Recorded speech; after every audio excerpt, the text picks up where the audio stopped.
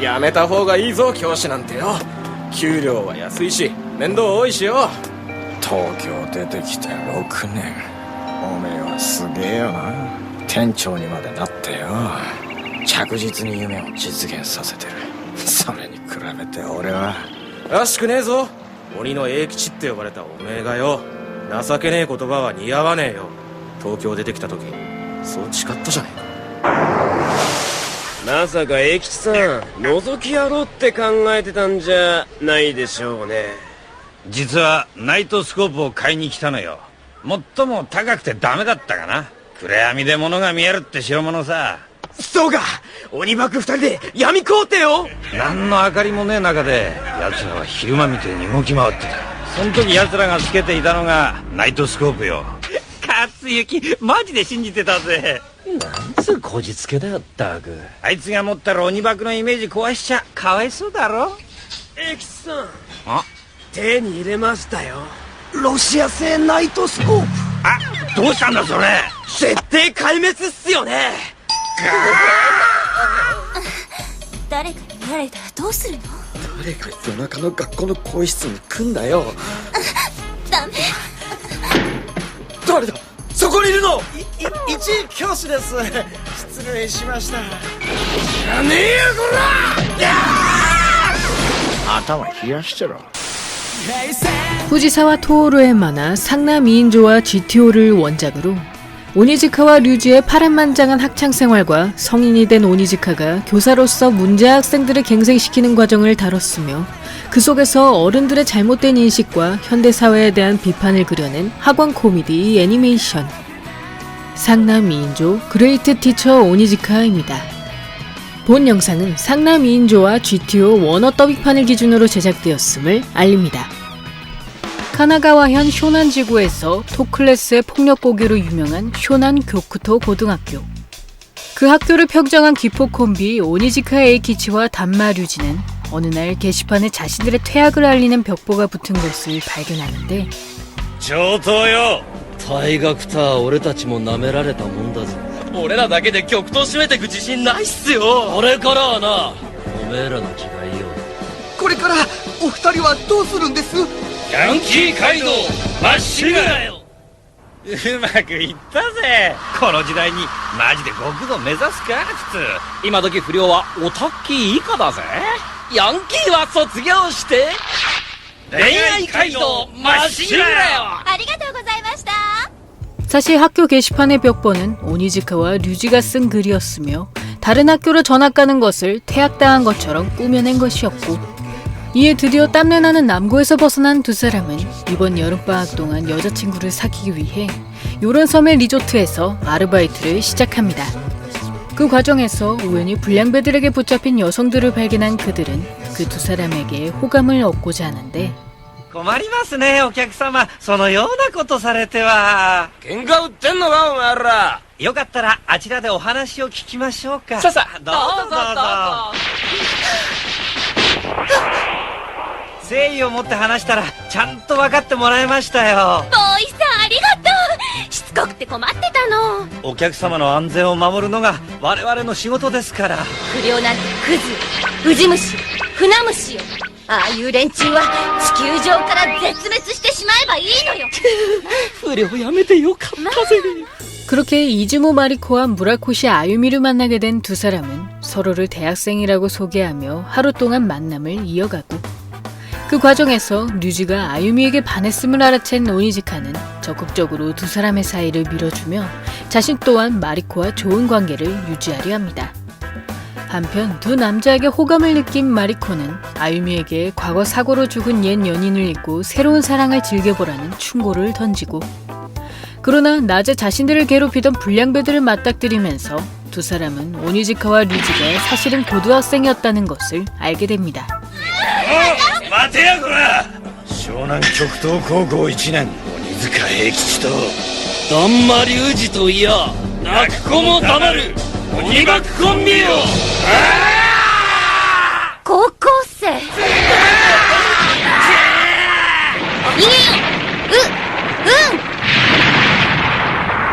ああ、今日から新学期か。ああ、村越先生、いや、あなたのクラスに今日から転校生が入りますので。よろしくお願いします。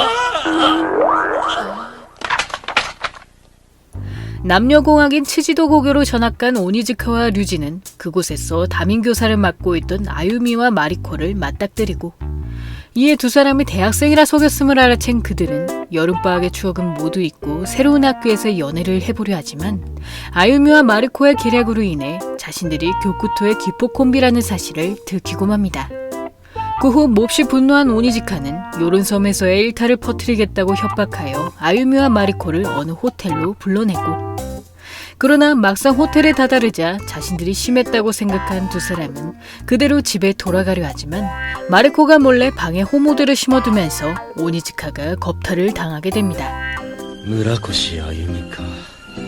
一度は本気になった女だもんな。やめといてやら。なんであゆみ先生が。おめえらまた俺たちをはめようとしやがったな。部屋に入らなかったの。なんで？おめえなんかに男の気持ちが分かってたまるか。世論じゃちょっと気がありそうな顔してたくせによ。あんただって女の気持ち分かってるっていうの？いいから逃げるんだ。그날 이후 기폭으로서 학교 생활을 시작한 두 사람은 자신들을 동경하던 하시리 마코토란 인물로부터 페라스 여고의 문화재 티켓을 얻게 되고, 이에 그 문화재에서 여학생들의 연락처를 잔뜩 받아낸 오니지카는 그 전화번호들이 모두 가짜라는 사실에 절망하던 중 100번째 건 전화에서 야리타 아이나라는 여성이 받는 것을 발견합니다. 그리하여 아이나와 데이트를 즐기게 된 오니지카는 적극적으로 다가오는 그녀의 모습에 설레던 것도 잠시 얼마 전까지 아이나와 사귀었던 마치다란 인물과 마주치게 되고, 이에 아이나가 남자를 굉장히 밝히는 사람임을 알게 된 오니지카는 그럼에도 마치다로부터 그녀를 보호하려 하지만 그가 손가락에 너클을 끼고 공격하면서 쉽게 정신을 차리지 못하는데, 喧嘩なんてもんはよ、相手ぶち殺しゃそれで勝ちなんだよ。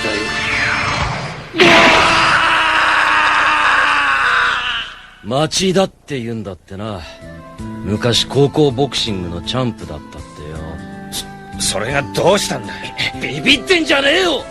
腕折れてんだからしょうがねえだろ。本当に折れてたらの話だろ。うるせえ。お前が行かなくても俺は行くぜ。喧嘩上等負け知らずはどこ行ったんだ。あのかっこよかったおめえはよ。 마치다와 싸운 후 심한 부상을 입은 오니지카는 그의 비정한 싸움 방식에 두려움을 느껴 다시 복수할 생각조차 하지 못하고, 그런 오니지카를 한심하게 여기던 류지는 홀로 마치다에게 결투를 신청하러 갔다가 그의 비겁한 술수에 의해 숨씬 두들겨 맞게 됩니다. 그 사이 류지의 충고에 정신이 번쩍 들은 오니지카는 마치다의 차를 부수면서 그가 나오기만을 기다리는데, 始めようぜ。この間の続きをよ。また負けに来たってか。俺が負ける時は俺が死ぬ時だぜ。じゃあ死ね目には目を、メリケンには鉄板をってな。昔高校チャンプだった俺様に勝つと思ってんのかよ。口の割には全然効かねえパンチだな。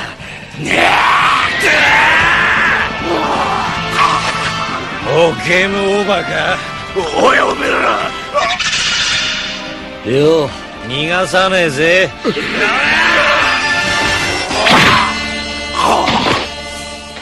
ありがとう。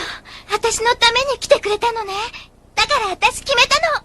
英吉くんの彼女になってあげるって。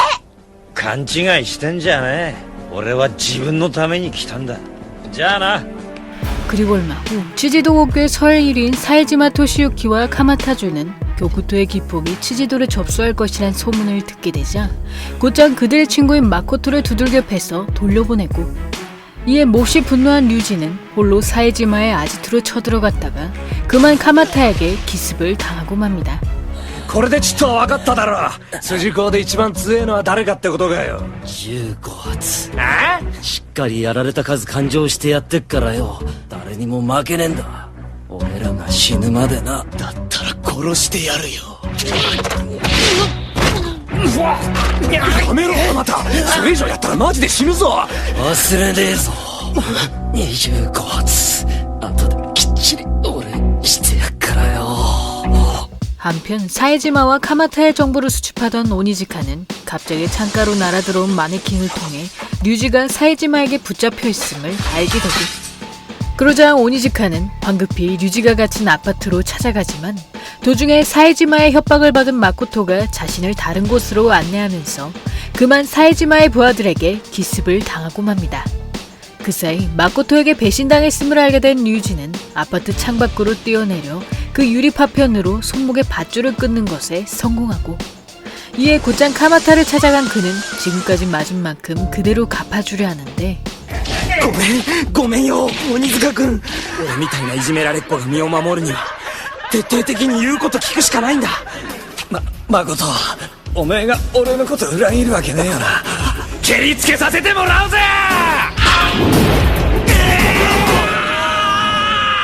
だって平吉君好きだもん。てめえも一緒にぶち倒してやる。これさてとうとう怠慢になっちまったぜ。怠慢だったら俺に勝てっと思ってんのか。そういや中盤の時もおめえみてえに俺に向かってきたバカがいたっけな。バラバラになった顎がうまくくっつかねえで今でも針金で止めてんだとよ。ちょっとは土下座する気になったか。土下座すんのはてめえの方だ。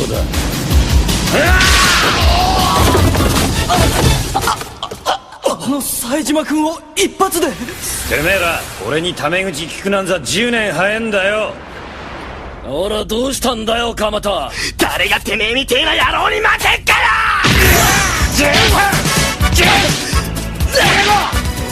誰にも負けやしねえんだ。死ねえ鬼バカ。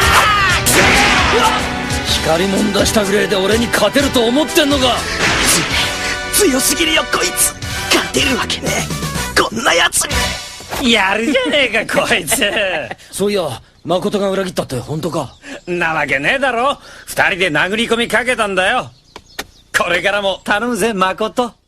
그리고 얼마 후 아유미의 과거사로 인해 류지 대신 교쿠토 고교와 큰 싸움을 벌였던 오니지카는 그 결투에서 한쪽 다리가 골절되는 부상을 입었으나 덕분에 류지가 아유미와 약혼했다는 소식을 듣게 되고, 이에 앞으론 류지를 싸움에 끌어들이지 않기로 결심한 그는 교쿠토 고교의 선배들을 만나 학교 간의 앙금을 정리하던 중 교쿠토 고교의 아사쿠라가 아직도 자신을 노리고 있음을 듣게 됩니다.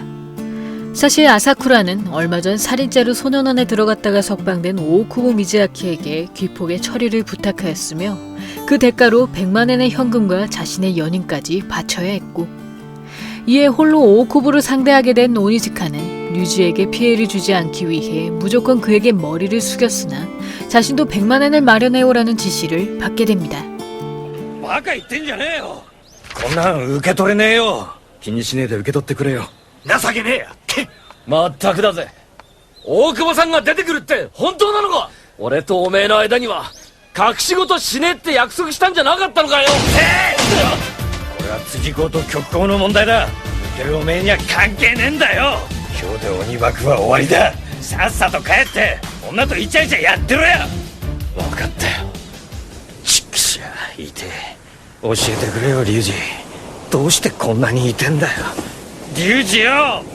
그 후 오쿠부를 만나러 간 오니지카는 그의 명령대로 아사쿠라에게 무릎 꿇고 사과하려던 것도 잠시, 그동안 오쿠보가 아사쿠라와의 약속을 어기고 그의 연인을 노리게 삼았다는 것을 알게 되고, 이에 몹시 분노한 오니지카는 오쿠보에게 1대1 결투를 신청하며 약속 날짜인 일주일 안에 다친 다리를 완치해 보이겠다고 결심합니다. 한편 아유미의 부모와 상견례를 앞둔 류지는 정장을 차려입고 약속 장소로 향하던 중 오쿠보가 부하들을 이끌고 오니지카를 기습했다는 소식을 듣게 되고, 이에 결국 오니지카를 도우러 간 류지는 사에지마와 카마타까지 합세해 오쿠보 일행을 완전히 쓰러뜨리지만 상견례 자리에 늦은 것 때문에 아유미의 부모로부터 결혼 허락을 받지 못합니다. 行こうよ教会に。二人だけの結婚式をあげる。忘れないよ。私ずっとこの日のこと忘れない。愛してるよ龍二君。忘れないでずっと愛してるからね。あゆみ先生が学校辞めたって。ごめんなさい龍二君。私はやっぱりあなたと結婚することはできません。もっと早く気づくべきだった。24歳の私と一緒になることで何を失うかを。人が人と出会うために生きているのだとしたら、君はもっと多くの人と出会わなくてはいけないから。二人で挙げた結婚式のこと、私ずっと忘れません。ずっと。それが先生として君にしてあげられる最後のことです。さよなら、龍二君。 그렇게 반년의 시간이 흘러 두 번째 여름방학을 맞이한 류지는 오니즈카와 함께 오징어 굽기 아르바이트를 하던 중 우연히 나가세 나기사란 여성에게 첫눈에 반해버리고, 그러다 나기사가 불량배들에게 끌려가는 것을 발견한 류지는 그녀를 구하기 위해 황급히 그들을 쫓아갔다가 오히려 나기사가 그 불량배들을 모두 쓰러뜨린 것을 보게 됩니다. お前夢でも見たんじゃねえのか？俺見たんだ。肩に般若の入れ墨が。しかもブラックエレミにはミッドナイトエンジェルのステッカーが。ミッドナイトエンジェル？それなら俺も見ましたよ。最初はまさかと思ったんすけどね。ミッドナイトエンジェルのことを教えてくれ。多分湘南じゃ過去10年であれほどでっけえチームもなかったんじゃねえの。初代の正木って人が当時すっげえ人でな、構成人数400人ってでけえ族に膨れ上がったのさ。でかくなりすぎたチームはそのうち2つに分裂して抗争を始めたんだ。それがいわゆる湘南戦争って事件でよ。一方の頭は2代目継いだ阿久津純也、もう一方の頭は稲村支部の上島敏夫。そして阿久津が上島を焼き殺そうとして鑑別を送り、その後復活しかけた3代目ミッドナイトエンジェルも鬼爆の2人がぶっ潰して伝説は幕を閉じたってわけだ。昨日平塚の伊達店がどっかのチームに襲われて10人も入院したって話。ミッドナイトエンジェルにやられたって。 미드나이트 엔젤이 부활했다는 소식을 들은 류지는 나기사가 그 팀의 일원일지도 모른다는 생각에 직접 그녀를 만나 확인해 보았다가 나기사의 어깨에 반야의 문신이 없는 것을 발견하고, 이에 나기사에 대한 의심을 거둔 류지는 순수한 그녀의 모습에 점차 호감을 느끼게 되며 나기사의 제안으로 데이트까지 약속하게 됩니다. 한편 야샤라는 인물을 만난 오니지카는 나기사가 미드나이트 엔젤임을 확신하며 류지가 그녀와 만나는 것을 강하게 반대하고, 그러나 새로운 사랑으로 빨리 아유미를 잊고 싶었던 류지는 오니지카의 강한 만류에도 나기사와의 약속 장소로 향합니다. 그 사이 데이트 준비에 열중하던 나기사는 옷장 속에 있던 피 묻은 목도를 보자마자 또 하나의 인격이 깨어나는데, お待たせ。ね渚ちゃん、バイク乗ってきたからさ、横満方でも軽え、龍二君。あなたに見てもらいたいものがあるの。よく見ておいてね。私の本当の姿を。死ねー！頭が。どうしたんだよ。私から離れて。早く。危ないの。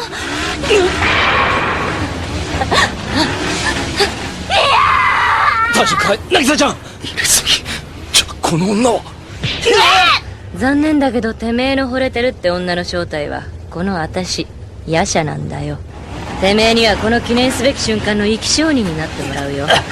阿久津ミッドナイトエンジェルの結成式をね。待てやこら！逃がした！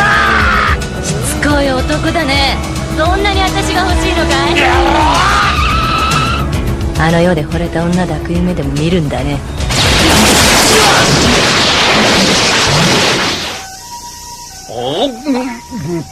なんでそんなに元気なんだ？そんなことねえよ、ほら月指。それにしてもあの女だけは絶対許さねこんにちは。龍二君が入院したって聞いて。え。鬼塚さん、何しに来やがった。この女危うく龍二をやっちまうとこだったんだぞ。鬼塚さん。私のせいだったんですね。 사실 2년 전 아쿠즈 준야에게 강금 폭행을 당했던 나기사는 그 끔찍한 나날을 견디기 위해 자신의 야샤라는 별개의 인물로 생각하는, 즉 다중인격 장애를 앓게 되었고, 이에 준야의 애인인 야샤의 인격은 그가 소년원에서 석방될 때까지 미드나이트 엔젤의 부활을 준비하지만, 반대로 평범한 여학생인 나기사의 인격은 지금껏 귀폭의 자유로운 모습을 동경해왔었기에 류지를 만나자마자 더욱 이성적으로 끌리게 됩니다. 그런 나기사의 사정을 알게 된 류지는 오니지카의 강한 만류에도 준야에게서 그녀를 지킬 것을 결심하고, 그 모습을 지켜보던 오니지카는 곧 준야가 자신이 물려받은 마사키 쿄스케의 특공복을 찾으러 올 것임을 짐작하며 다시 미드나이트 엔젤을 부활시키지 말라던 마사키의 말을 떠올립니다. 그리고 얼마 후 소년원에서 석방된 준야는 곧장 류지의 집에 숨어있던 나기사를 데려가는데 正木さんのまといだぞ。鬼爆の二人が受け取ったってな。どうだい一丁やってみねえか。この女とまといかけて今夜0時江ノ島ゲートで待ってんぜ。逃げんなダンマ。龍二、やめた方がいい。夜叉を消すってことは阿久津を殺すってことだぞ。すまねえ騎士。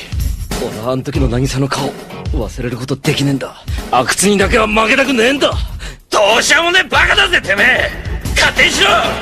그 후 준야와의 결투에 나선 류지는 마사키의 특공복을 물려받은 사람이 자신이 아님을 밝히며 그에게 가짜 특공복을 보여주고, 이에 몹시 분노한 준야는 야샤가 된 나기사에게 류지의 처리를 맡기지만 그를 지키려던 나기사의 인격이 야샤의 공격을 저지하자 결국 자신이 류지를 죽이기로 결심합니다.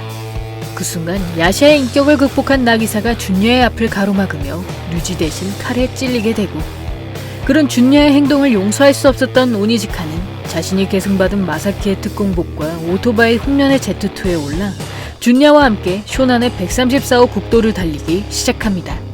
バイクはアクセル閉じちゃ曲がんねえんだよ。曲がるまで開け続けるんだ。ビビったら負けだぞジュニア。バイクはテクで走るんじゃねえ。肝心なのはハートだぜ。バカ野郎、誰がぶち込まれるようなことしろって言った。バイクと同じなんだよ。力で抑え込もうとすりゃ反発来るんだ。俺らは暴走族じゃねえんだ。俺らは湘南の走り屋なんだ。いつか本当にミッドナイトエンジェルが理解できた。走りが分かったらもう一度来い。待ってるぜジュニア。あの人に早く走ってみせるって。あの人に認めてもらうにはそれしかねえんだ。会いに行くんだ。お前抜いてあの人に。うわっ、このスピードからアクセルを開けただと。嫌だ、負けたくない。アクセルだ、アクセル。ダメだ。アクセルを開けるんだ。ビビって閉じた方が負けるんだ。ちくしょう、終わってねえぞ鬼塚。俺も追い続けたんだ。でも追いつけなかった。伝説になっちまったんだよ。あの人は死んだんだ。2年前このコーナーで追いかけてももう誰も追いつけやしないんだ。あの人のテールランプには。正木さんあの頃しきりに言ってた。俺らが目指してたミッドナイトエンジェルはこんなんじゃねえって。 마사키의 사고 당시 소년원에 있었던 준야는 뒤늦게 자신의 우상이 죽었다는 소식을 듣게 되며 미드나이트 엔젤의 해체를 원했던 사람도 바로 마사키였음을 알게 되고, 이에 깊은 절망감에 휩싸인 준야는 자신도 덩달아 그 벼랑에 몸을 던졌다가 오니지카의 도움으로 목숨을 부지하게 됩니다. 그 후 생전에 마사키를 떠올리던 오니지카는 그가 어린아이처럼 소란을 피워보고픈 마음에 미드나이트 엔젤을 만들었음을 깨닫게 되고, 이에 그는 다신 쇼난전쟁 같은 일이 벌어지지 않도록 마사키의 특공복을 불태우며 미드나이트 엔젤의 종결을 선포합니다. あ、おかえり。なんなのよの部屋。夢の島。すいませんね、もう3日も鉄マンなんすよ。後でちゃんと片付けっから。やるんならまた明日にしなさい。お邪魔しまーす。もう明日でーす。帰れっつってんだよ、殺すぞこら。あれなんで俺のバッグがシャトードリバーサイド505号室。ああそうかよ、生鮮水よ。 그렇게 어머니의 불호령으로 집에서 쫓겨난 오니지카는 이름만 거창한 낡은 아파트로 이사하여 류지와의 새로운 생활을 시작하고, 그 과정에서 이 건물에 젊은 여성이 들어가는 것을 발견한 두 사람은 옆방에서 들려오는 야릇한 목소리에 좀 전에 본 미인이 자신들의 옆방에 산다고 생각하게 됩니다. 그 후 벽에 뚫린 구멍으로 여성을 엿보려던 오니지카와 류지는 어두운 곳에서도 선명하게 보기 위해 나이트 스코프를 구하려다가 졸지에 암흑 황제라는 폭력 서클과 싸우게 되고, 이에 경찰서에까지 끌려간 두 사람은 반성문에 자신들의 이름 대신 에노시마 상고의 우두머리인 나카조 쿠니오의 이름을 적었다가 다음날 나카조 일행의 습격을 받게 됩니다. もうちょっと広げねえと。見えるか。すげえ。かわれ。あんなところにも穴が。何のために。江ノ島の中条と田村がマジいぞ龍二、バレちまった。抜けなくなっちまった。中で膨張しちまってなんでよ、ほら抜け。みっともねえ姿を連中にさらすつもりか。俺が外で止めといてやっからなんとかしろよ。旦那どうした？ぶっ殺してやる。動くな。動くと切る。本当ぐらいでビビるとでも思ってんねこんなもん言いたくも痒くもねえぜ今日の俺はな。龍二、お前。てめえら二つにされてえのが。こいつの手なんか不自然じゃないっすか。おい旦那、顔見してみろや。まあ珍しいキノコ美味しそうだわ。誰この男の人。来るなって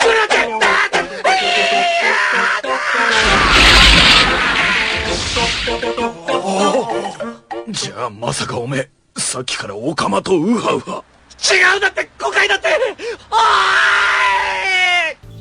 그리고 다음날 학교에서 이웃집 여성을 발견한 오니지카는 그녀가 이번에 새로 부임한 강사 카데나 나오임을 알게 되며 문제아 반의 성적을 올리기 위해 학교에서 거금을 주고 데려왔음을 듣게 되고, 그날 이후 카데나의 미인계 작전에 걸려든 학생들은 사이지마 같은 불량배들은 물론 여학생들까지 공부에 열중하게 되어 결국 오니지카의 반이 상위권에 들어가는 것에 성공합니다. さあ先生、なんでエッチするのにベイブリッジなんすか。さあ誰から行こっか。嘘、こんなところでか。うわあ、何やってんだよ。飛ぶのよ。ここから飛び込むくらいの度胸もなく私とエッチしようなんて。人生そんなに楽じゃないのよ。豆腐みてえにぺしゃんこに潰れて。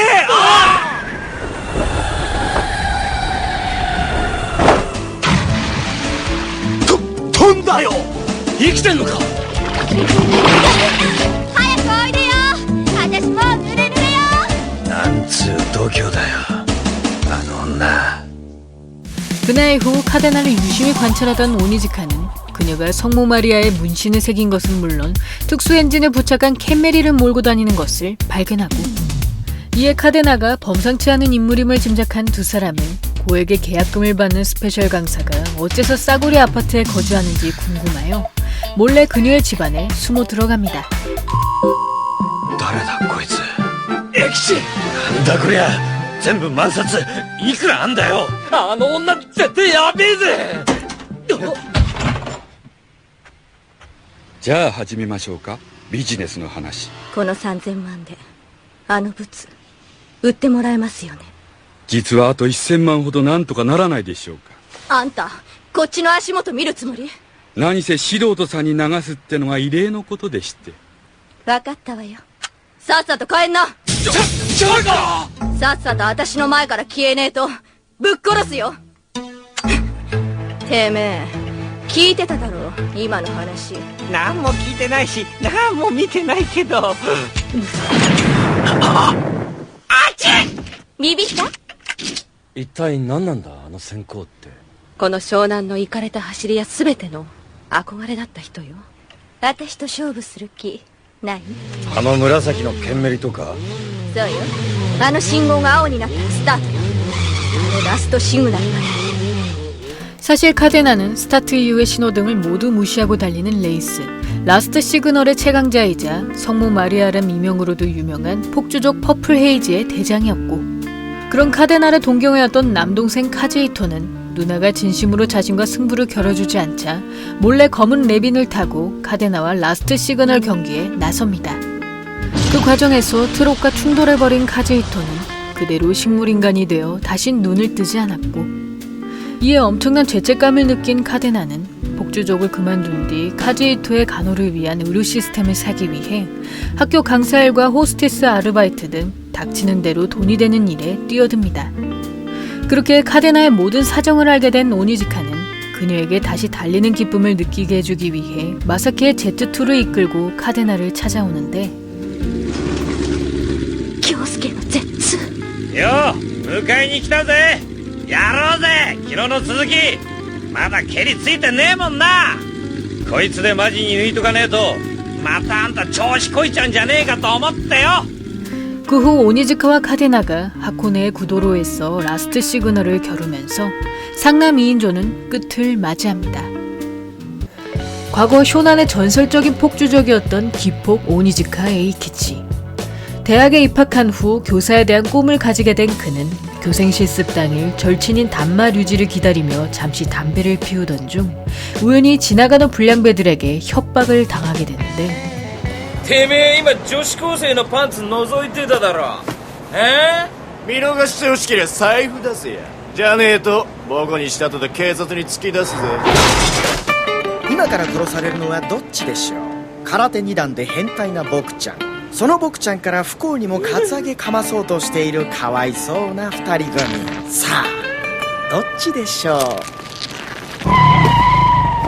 君たち悪いな、小遣いもらっちゃって。今度カツアゲするときは気ぃつけんだよ。おはよう諸君。なんだこいつ。鬼塚です。皆さんと楽しく授業を。ああ、なんだ握手か。顔の割には可愛いとこあん。あれ先生、なーに拳握ってんの。何殴るわけ。その足で教育委員会に駆け込んでやったらよ。 교생 실습에서 문제아반을 담당하게 된 오니즈카는 동료 교생들과의 술자리에서 자신의 고충을 털어놨다가 그저 학생들의 비위를 맞추며 월급만 잘 받으라는 충고를 듣게 되고, 그 후 자포자기의 상태로 수업에 임하던 그는 우연히 반에서 미즈키 나나코라는 여학생을 발견하며 예쁘장한 외모를 가진 것은 물론 수업에도 적극적으로 참여하는 그녀의 모습에 점차 선생으로서의 보람을 느끼기 시작합니다.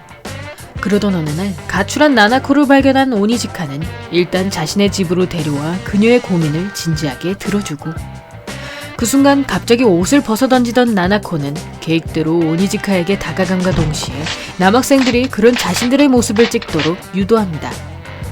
まさかお前。私にも分け前くれるって言うからさ。1週間だ。その間に100万作ってこい。水木、全部芝居だったっていうのかよ。先行なんかに頼るわけないでしょ。ね、バカ、夢見てんじゃねえぞ先行がよ。 그 후 작전 성공을 저축하던 남학생들은 이 공원이 폭주족들의 집합 장소인 것도 모르고 주변 사람들에게 시비를 걸었다가 순식간에 불량배들에게 둘러싸이게 되고, 그 순간 자신의 부하들을 쓰러뜨리는 오니즈카를 발견한 폭주족 두목은 그가 쇼난의 귀폭임을 단번에 알아보고 순순히 남학생들을 넘겨주는데, てめえら、あいつらに何をした。まだ何も。そうか、そいつはよかった。こいつら俺の獲物だ。あげろ。井の頭公園の水はうまいだろう。殺さないで鬼塚先生。心配すんなよ、殺しはしねえよ。あんた先行だろ。こんなひどいこともし無にできる。甘えんじゃねえよ。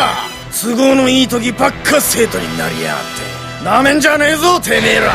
教師だって人間だよ。ムカつく時もありゃ切れる時もあるんだよ。それに俺はまだ教師でもねえしよ。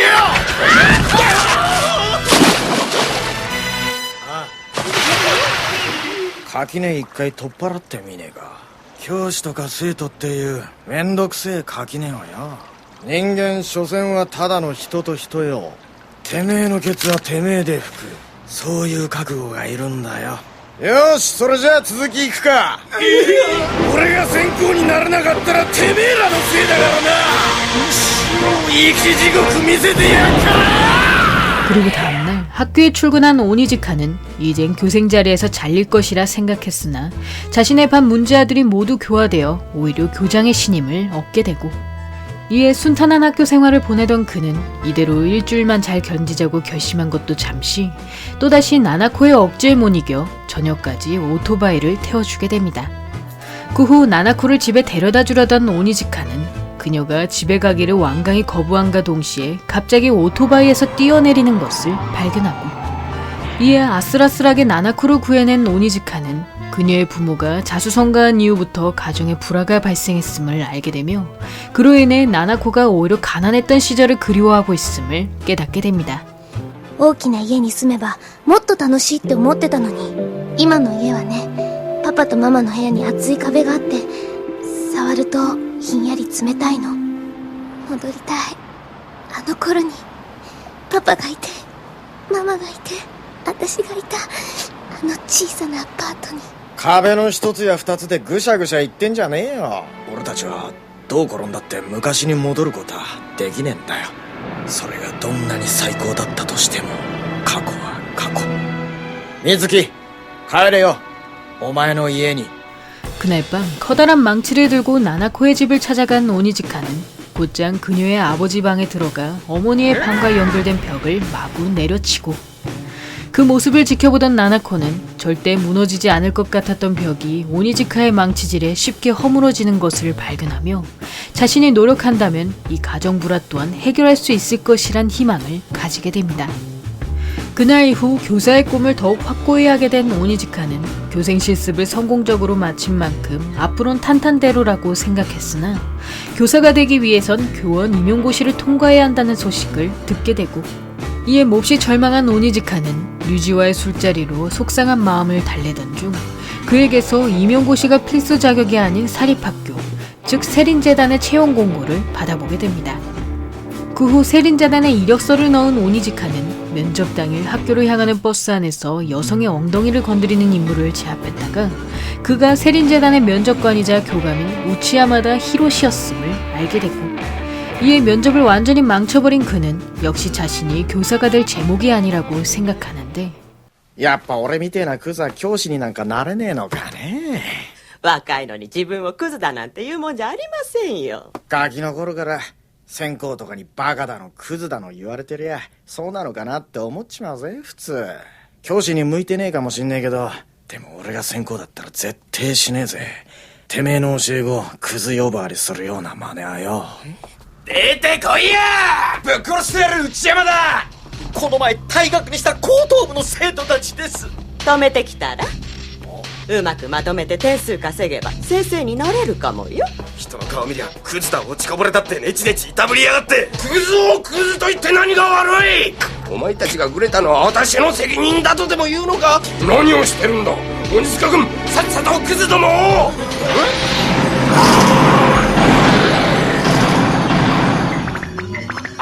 君、なんてことするんだ！見下してんじゃねえぞこら。人のこと物見てにクズクズってよ、そういう言葉の暴力は許されんのか？ああ、てめえらみてえな専攻がいいからこいつらみてえなガキが居場所をなくしちまうんだよ。こんなもんが教育だってなら教師なんてこっちから願い下げだバカ野郎。 그 후 교사의 꿈을 포기한 오니지카는 장거리 트럭 기사가 되기로 결심한 것도 잠시 세린재단으로부터 오후 6시까지 면접을 보러 오면 채용해주겠다는 연락을 받게 되고, 이에 약 600km의 거리를 3시간 안에 완주하려던 그는 공밥 먹을 각오로 마구 가속 페달을 밟았으나 결국엔 12시가 다 되었어야 학교에 도착하고 맙니다. 그 순간 전에 오니지카가 만났던 매점 아주머니가 등장하며 본인이 이 학교의 이사장인 사쿠라의 요코임을 밝히고, 이에 이사장의 취미가 매점 업무였음을 알게 된 오니지카는 학교에서 숙식하는 조건하에 임시교사로 채용되며 내년 봄부터 학교 옥상 옆 창고에서 생활하게 됩니다. 그 후 중학교 3학년 4반의 담임을 맡은 오니지카는 그 반이 개교일에 최악의 문제와 소그림을 듣게 되자 초반부터 기선을 제압하기로 결심하는데,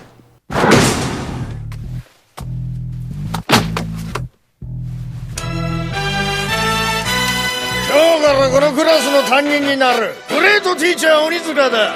よろしく。先生、煙いんですけど。吸い殻は灰皿にお願いします。だよな。秋山。はい。相沢。はい。大島。はい。 그날 밤 갑작스런 인기척에 학교를 둘러보던 오니지카는 우연히 옥상에서 자살을 시도하는 요시카와 노보루를 발견하며 그를 구해주려다가 그만 자신도 함께 건물 아래로 추락하게 되고, 이에 요시카와를 감싼 채 교감의 크레스타 위로 떨어진 오니지카는 그가 여학생들의 집단 괴롭힘으로 자살까지 결심했음을 알게 되며 일단 요시카와의 바지를 갈아입힌 뒤 그가 부모님 몰래 집에 들어갈 수 있도록 도와줍니다. うわすっげえゲームの数だな。これって全部お前のなの？ゲームしかやることないから。何やってるの？今度学校で返すから。いいよ、貸してあげる。いいの？やったじゃあこれと。先生はなんで先生になろうと思ったの？強いて言え楽しそうだからかな。学校が？エロ本持ってりゃ生徒から募集できるし、修学旅行も行けるだろ。要は考え方次第だって。先生の部屋遊びに行っていいかな？いつでも来いよ、俺の秘密基地によ。僕にも学校楽しくなるかな？なるよ、お前も。俺が学校を面白くするからな。 그리고 다음날 학교 곳곳에 자신의 야한 사진이 붙어있는 것을 발견한 오니즈카는 자신이 무의식 중에 파렴치한 취미를 즐겼다는 충격에 휩싸이지만 요시카와의 도움으로 그 사진들이 모두 합성임을 알게 되고, 이에 이번 사건의 주범인 키쿠치 요시토를 찾아간 오니즈카는 그를 혼낼 것처럼 진지하게 다가가던 것도 잠시 오히려 그 뛰어난 기술로 자신이 좋아하는 연예인들을 합성해 줄 것을 부탁합니다. 그리하여 반강제로 오니즈카와의 사진 거래를 체결한 키쿠치는 그가 보통 교사들과는 차원이 다르다는 것을 깨달으며 그날 이후로 4반의 담임 죽이기 작전에서 손을 떼고, 그런 키쿠치의 모습을 못마땅하게 여기던 우에하라 안코는 분풀이로 요시카와에게 더욱 폭력을 휘두른 뒤 그의 나체 사진을 찍어 오니즈카와 어울리지 말 것을 협박합니다. 그날 밤 괴롭힘을 견디지 못한 요시카와는 또다시 학교 옥상에서 자살을 시도하는데, 鬼塚！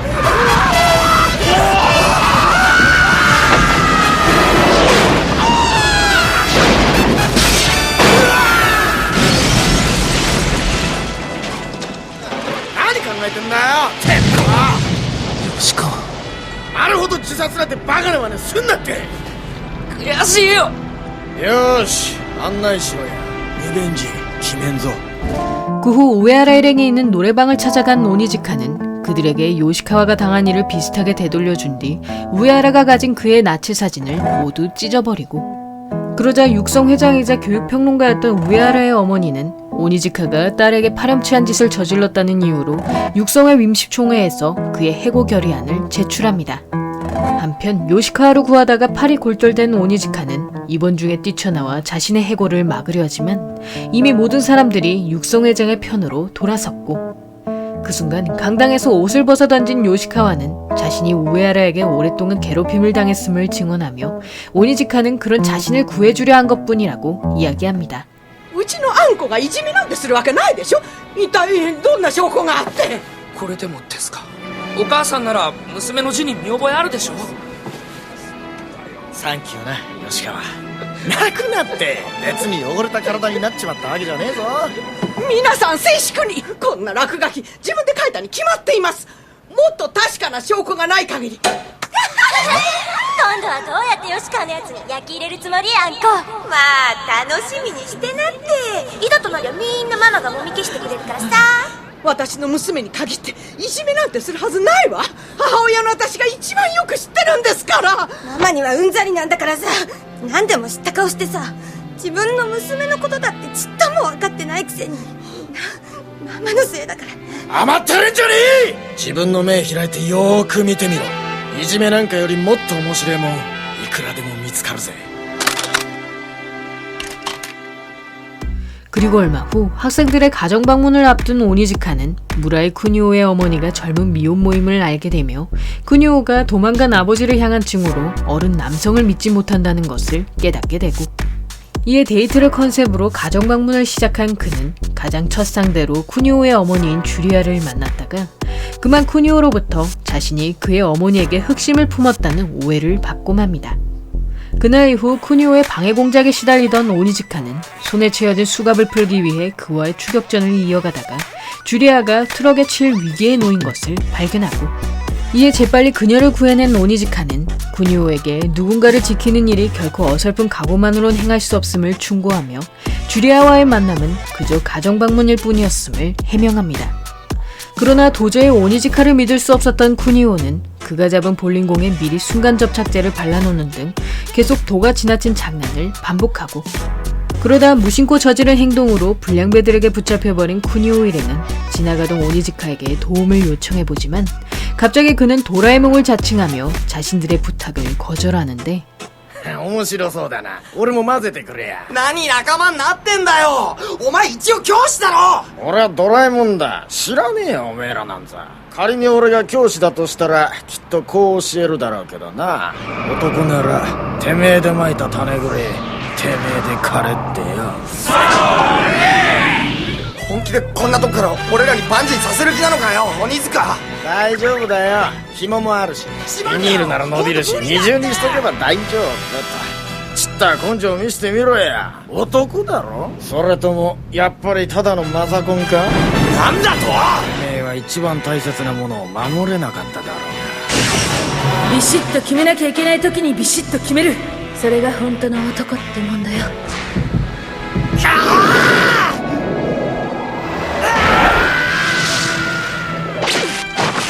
100点満点だ国よ。ドラえもんくん何してるの？次はお前ら飛ぶ番だよ。ふざけんなってみ。ドラえもんのくせに。誰だそれ、知らねえな。俺は貴様ら悪党からユリアを助けるためにやってきたケンシロウだ。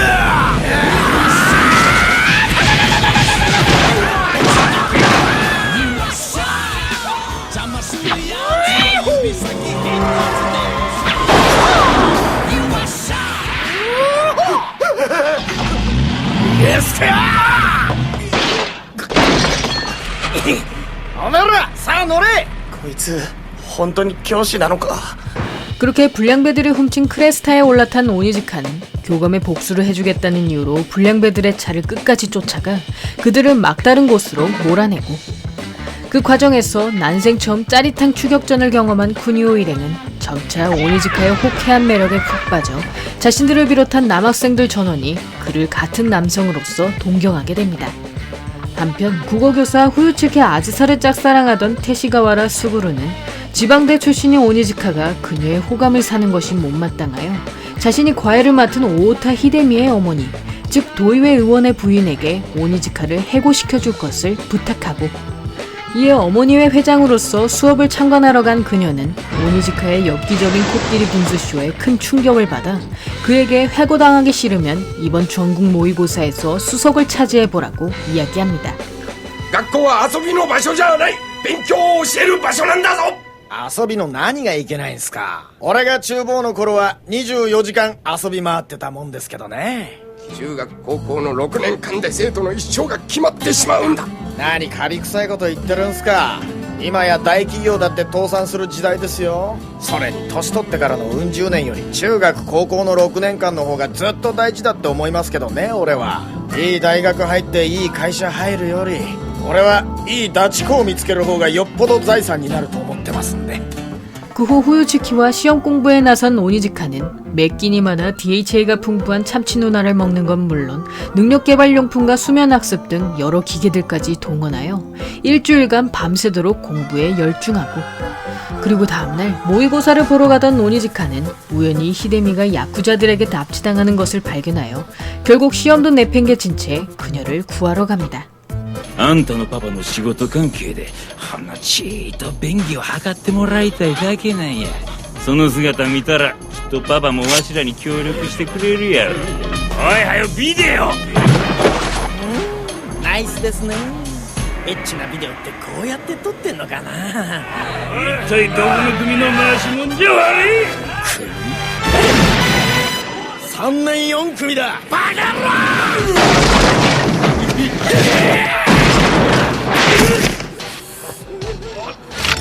こらガキの遊びちゃうで。おう先生。先生には消えてもらおうか。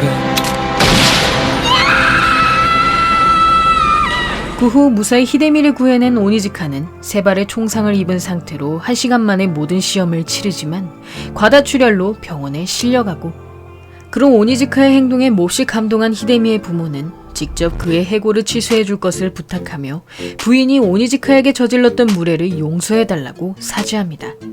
그 순간 오니즈카의 전국 모의고사 성적이 500점 만점으로 드러나면서 도의원의 부탁과는 상관없이 그의 교사직위를 유지시키게 되고, 그 나이 이후 학교의 영웅으로 떠오른 오니즈카는 전교생들의 인기를 얻는 건 물론 여러 방송사의 인터뷰 요청을 받게 됩니다. 한편 그런 오니즈카가 못마땅했던 아이자와 미야비는 평소 학교에 나오지 않던 IQ 200의 천재 소녀 칸자키 우루미에게 연락하여 이번엔 자신들의 담임을 내쫓아 줄 것을 부탁하고, 이에 성인인 척 오니즈카에게 접근한 칸자키는 그의 순진한 면을 이용해 온갖 자극적인 물건들을 두르도록 유도한 뒤 경찰에게 치안으로 신고해버립니다. 그 이후에도 야쿠자들을 끌어들이거나 자살 소동을 일으키는 등 계속 오니즈카를 괴롭히던 칸자키는 몸을 던져서 자신을 보호해주는 그의 모습에 점차 호감을 느끼기 시작하는데, 神崎さん最近毎日学校に来てるんですよ。ええ、さすが鬼塚先生って感じね。鬼塚先生には大きな愛の力が。殺してやる。神崎の野郎、いつか殺してやる。殺してやる。愛があるのかしら。ないかも。はい、お待ち。いただきまーす。俺が本物の男だ。大トロ5人前追加。もう10万は超えていると思うが。アワビとウニ5人前追加。それから船盛り。まさか。いい加減だ。ちょっと金取ってくるだけだ。信じられんか。僕のせいじゃないぞ。いきなりそいつが飛び出してきて。慰謝料だ。入院費と見舞い金、給食手当に精神的苦痛、治療費合わせて500万。親父待ってろ。今金払ってやるからな。鬼塚先生が当たり屋さんのバイトしてる。トロコ。 사실 오니즈카가 뛰어든 차량은 얼마 전 자신이 연예계에 데뷔시켰던 제자 노무라 토모코가 타고 있었으며, 결국 그녀의 매니저에게 사고 보상금 대신 초밥값을 지불하게 하였고, 그 후 칸자키와 토모코가 초등학교 동창이었음을 알게 된 오니즈카는 토모코의 다음 스케줄이 어릴 적 담임 선생님과 인터뷰하는 것이란 사실에 곧장 칸자키와 함께 그 촬영 현장을 따라갑니다. 그곳에서 두 사람의 담임이었던 후지모리를 만난 오니즈카는 칸자키가 그녀에게 적대감을 드러낸과 동시에 가스를 채운 페트병으로 폭발을 일으키는 것을 발견하고, 그 후 갑자기 학교로 돌아간 칸자키는 건물 창문마다 폭탄을 설치하여 학교 전체를 패닉 상태로 만들어버립니다. 사실 칸자키는 결혼을 원치 않았던 어머니가 정자은행에서 산 우수한 유전자로 낳은 아이였으며, 그 영향으로 자신이 인공적으로 만들어진 존재라는 콤플렉스를 지니게 되었고, 이에 모성애 없는 어머니 밑에서 불행한 유년 시절을 보내던 그녀는 우연히 담임인 후지모리의 권유로 높은 학년의 교과목을 배우게 되며 점차 출생의 비밀까지 털어놓을 정도로 그녀를 어머니처럼 따르게 됩니다. 그러나 어느 순간부터 칸자키의 진도를 따라가지 못하게 된 후지모리는 자신의 교육적 한계를 체감한과 동시에 뛰어난 제자에게 심한 열등감을 느끼게 되고, 그러다 칸자키가 자신의 수업을 지적하는 것을 발견한 후지모리는 순간적으로 그녀가 자신이 가진 교사로서의 권위를 떨어뜨린다고 착각하여 홧김에 학생들 앞에서 칸자키의 비밀을 털어놓고 맙니다. 그런 후지모리에게 깊은 배신감을 느낀 칸자키는 그날 이후로 교사 자체를 신뢰할 수 없게 되어 학교의 수업 테러를 반복하고, 그렇게 칸자키의 모든 과거를 알게 된 오니즈카는 그녀에게 특별 과외 수업을 해주겠다는 말과 함께 폭주적 후배들을 이끌고 학교로 찾아옵니다. 言っとくけど私をビビらせて反省させようなんて無駄な努力よ。私恐怖とか感じないの。人間なんてただの遺伝子の箱舟に過ぎないのよ。そして死んだらタンパク質の塊に戻るだけ。けど藤森先生に見捨てられるのは怖かった。お前は要するにあの先生に親の代わりになって欲しかっただけじゃねえのか。一番傷ついたのは藤森先生が自分から離れたことじゃねえのか。バカじゃないの。何が天才だよ。分かんねえなら俺が分からせてやるぜ。ちょっと何する気よ。一緒に行こうぜ。あの世ってやつによ。教師になったらいいけど生徒は言うこと聞かねえし彼女はできねえし。ギリギリでブレーキかけるつもりなんでしょ。人間どうせ一度は死ぬんだ。笑って死のうぜ神崎。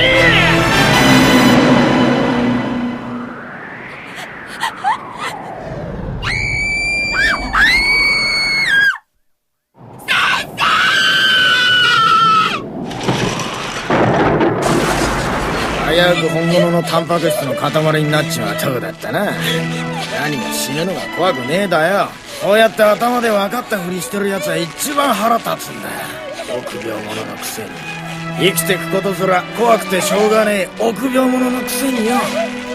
그렇게 칸자키에게 죽음의 공포를 알려준 오니즈카는 지난 과거 때문에 현재를 즐기지 못하면 인생의 손해임을 이야기하며 세상을 보는 시야를 넓힐 것을 조언하고, 그날 이후 과거에서 벗어나기로 결심한 칸자키는 오니즈카의 도움으로 점차 학교를 좋아하게 되며 지금까지의 등교 거부가 무색할 정도로 출석 일수를 채우게 됩니다. 그 모습을 지켜보던 미야비는 이번엔 자신이 직접 담임을 내쫓을 것을 결심하여 여름 캠프의 회비를 마치 오니즈카가 훔친 것처럼 꾸며내고, 이에 졸지에 공금 횡령범이 되어버린 오니즈카는 회비를 모두 돌려주겠다는 말에도 학생들의 불만이 사라지지 않자 홧김에 이번 여름 캠프를 오키나와 초호와의 여행으로 만들어주겠다고 약속해버립니다.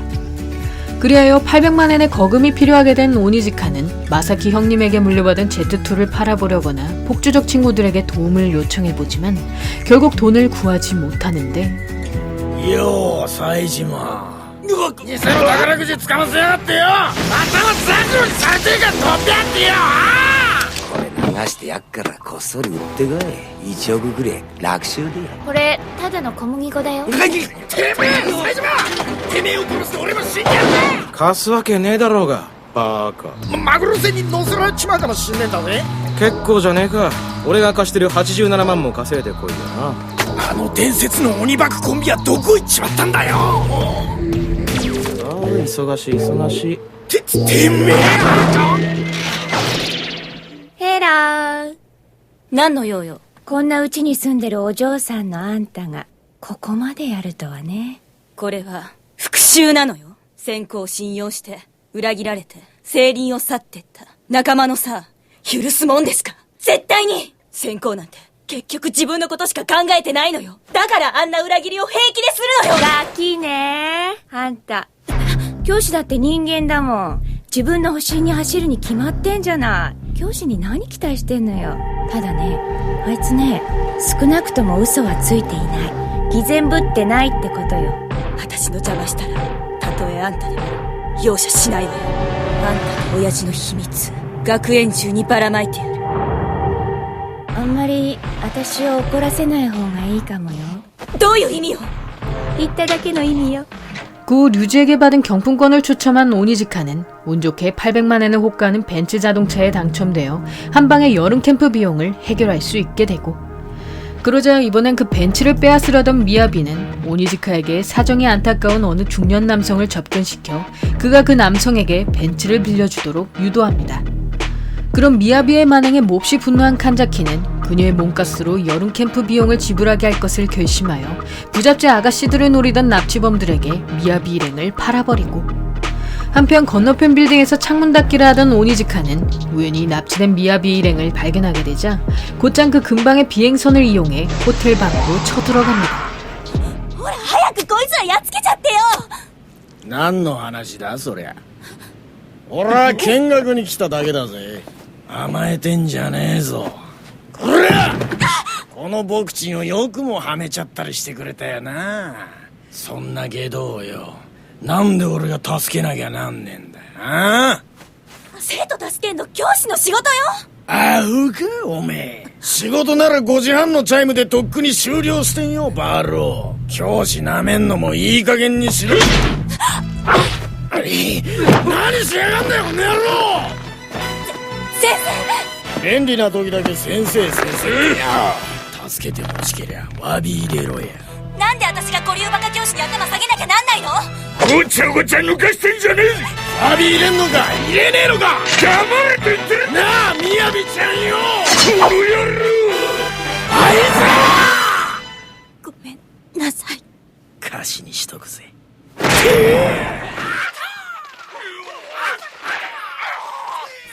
그리고 다음날 오니즈카가 벤츠를 빌려줬던 중년 남성이 약속대로 그 차량을 되돌려주면서 오니즈카는 무사히 제자들과 함께 오키나와로 떠나게 되고, 그러나 납치 사건 이후로도 오니즈카를 믿지 못했던 미야비는 홀로 여름 캠프에 참가하지 않는 건 물론 다른 학생들과도 잘 어울리지 못합니다. 그 후 다민 죽이기를 시작한 계기를 떠올리던 미야비는 오랜만에 친구인 요코야마 미즈키를 찾아갔다가 얼마 전 그녀가 아이를 임신한 채로 자살했음을 알게 되고, 이에 몹시 분노한 미야비는 작년 4번의 담임이었던 사이토 노보루를 만나 미즈키가 그의 아이를 가진 상태로 목숨을 끊었음을 알려줍니다. 그러자 갑자기 이성을 잃은 사이토는 모든 것이 교육위원회의 압력 때문이었음을 털어놓으며 미야비가 들고 있던 단도로 자살을 시도하고, 그 후 사이토의 자살 소동이 미야비의 살인미수로 언론에 알려지면서 작년 세린재단에서 떠들썩했던 사이토와 미즈키의 사제 연애도 드러나게 됩니다. 鬼塚先生、本当に教師と生徒は難しいものです。生徒に信頼されていればいるほど、その一言が生徒たちの心に大きな傷を作ってしまうのですから。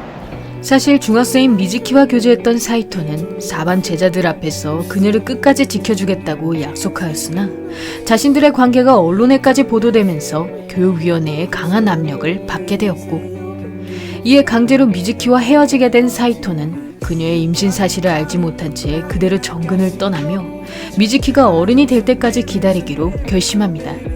그러나 사이토의 본심을 알지 못했던 4반 제자들은 그저 미즈키가 담임에게 버림받았다고 생각하여 그 배신감에 담임 죽이기를 반복해왔으나 뒤늦게 모든 일의 흑막이 교육위원회였음을 알게 되고, 이에 미야비가 보복하러 갈 것임을 짐작한 오니즈카는 재빨리 그녀가 교육위원에게 흉기를 휘두르는 것을 저지한 뒤 친구 사에지마가 일하는 경찰서에 미야비를 숨겨둡니다. ですね、僕はただの芸能マネージャーですよ。とにかくスクープだって言って待ってくれりゃいいんだ。これが最後だからよ。頼むわ。何をするつもりです？頼んだぜ。鬼塚君、何をするつもり？冬月ちゃん、金貸してくんねえかな。やっぱダメか。俺なんかに貸したらいつ帰ってくるかわかんねえし。行かないでください。冬の月って書いて冬月。いい名前っすよね。冬は空気が乾燥してっから今頃とは比べ物になんないくらい綺麗に見えるんすよ。心配しないでください。いつもの課外授業をするだけですから。 그리고 다음날 세린재단을 찾아온 교육위원회는 미야비를 경찰에 출두시키라는 명령과 함께 오니즈카의 해고를 요구하고, 그러자 사쿠라이는 설령 경영권이 정지당하더라도 끝까지 학생을 보호할 것임을 밝히며 교육자라는 건 성직자와 같다고 이야기합니다. 그 모습을 지켜보던 교감은 교사로서의 자신을 되돌아보며 교육위원회에게 거침없이 일침을 가하는데, あなた方が教育委員会という組織を守るために斉藤先生を追い詰めてしまったのだとしたら、あなた方の方が犯罪者じゃないですか。そのせいで横山瑞希は結果的に自殺してしまったんですから、つまりあんたたちは人殺しも当然だ。全ての組織は生徒のために存在するのです。教育の現場がどんなに荒廃しようと我々はそこから目を背けてはならない。聖職者として一教師として。 即刻聖林学園の経営権を停止する。鬼塚、そろそろ決着つけようぜ。貴様みたいな一階の教師に何ができる。よし頼むわ。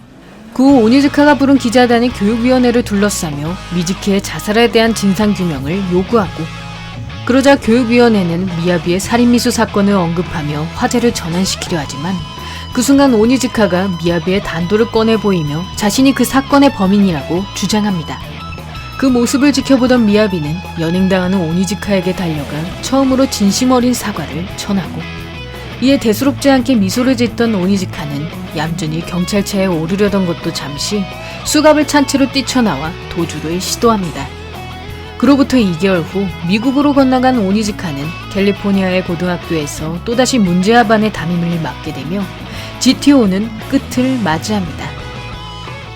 상남 2인조는 원작 만화책 31권 중에서 주요 에피소드만 골라 만든 애니메이션이며 다음 화로 넘어갈 때마다 시간적 공백이 큰 편이고, 특히 1시간 안에 장편 에피소드를 풀어내려다 보니 원작의 중요한 장면을 건너뛰거나 함축시킨 경우가 많으며 OVA치곤 작화 퀄리티도 낮아서 원작에 대한 이해나 감독이 매우 떨어지는 모습을 보여줍니다.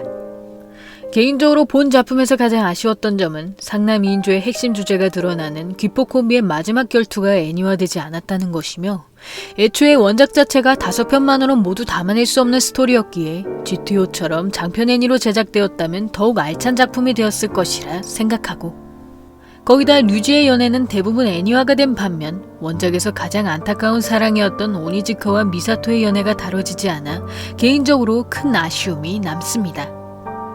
본 작품은 얼핏 보면 폭주족과 일진의 미아가 많이 보이지만 사실은 다른 학원폭력물보다 폭력의 위험성과 그 합리화를 부정하였는데 첫 장면부터 오니즈카와 류지는 불량배로서의 과거를 씻고 평범한 학교 생활을 꿈꿨으나 결국 기폭이라는 자신들의 명성을 포기할 수 없어 다시 예전 같은 생활을 반복하게 되고 그러다 처음으로 서열 다툼에 의해 동료를 잃게 된 오니즈카는 지금까지 자신이 행해온 쇼난의 최강자 싸움이 얼마나 어리석었는지 어째서 마사키가 미드나이트 엔젤을 해체하려 했는지를 비로소 실감하게 됩니다.